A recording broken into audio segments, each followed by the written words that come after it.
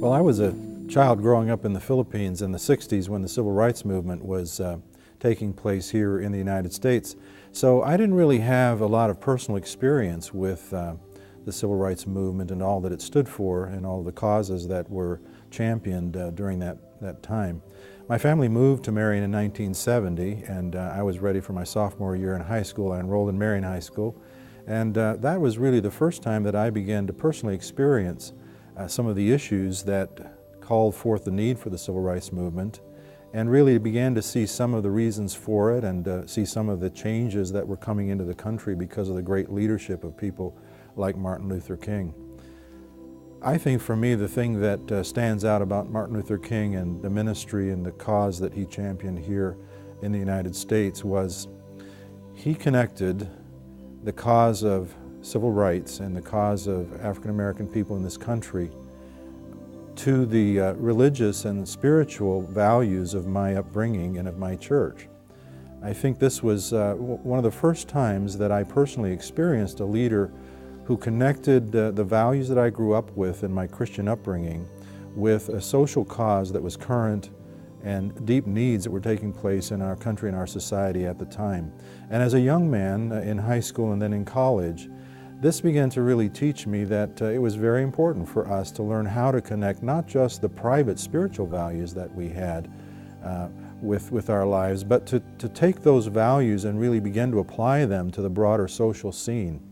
And I think that Martin Luther King did that for us in a way that was so unique and so powerful. It was one of the reasons why I believe his ministry was so powerful in changing this country. And then, of course, as I began to learn more about my own spiritual heritage, I began to discover that really Martin Luther King was articulating something that had been present in our history many, many years ago. The Wesleyan Church began as an abolition movement in New York State, and other places on the East Coast. Bishops and clergy in the Methodist Church who began to take a stand against slaveholding and felt that the church should take a much stronger stand against racism and slaveholding in this country back in the 1840s. And unfortunately, over the years, it seemed that that emphasis began to wane somewhat in our church. And so Martin Luther King's ministry was one that not only began to challenge me to see those connections, but to immerse myself in my own history and my understanding of my religious tradition and the causes that it had championed in the past. So this was the way in which Martin Luther King really began to affect my own understanding of my faith and to broaden it and allow me to connect my faith to social issues of the day. And that is a tremendously enriching legacy to leave. I think another thing that Martin Luther King did for us is he didn't simply address these issues in a way that pointed out the problems. He had a unique ability to call forth hope that our world could be a better place. And I think you see that aspiration in our own community here at Indiana Wesleyan University. We say that we're a Christ-centered academic community committed to making the world a better place by developing students in character, scholarship, and leadership. At the heart of that mission is that aspiration to make the world a better place.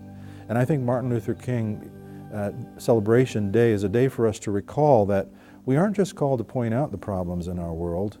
We're not simply called to point out how our religious traditions and values bring a sense of judgment on those and call us to a better way of life.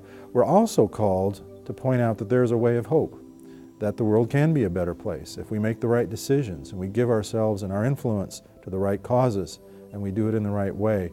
We can make the world a better place. I'm convinced that really that happens at a community level.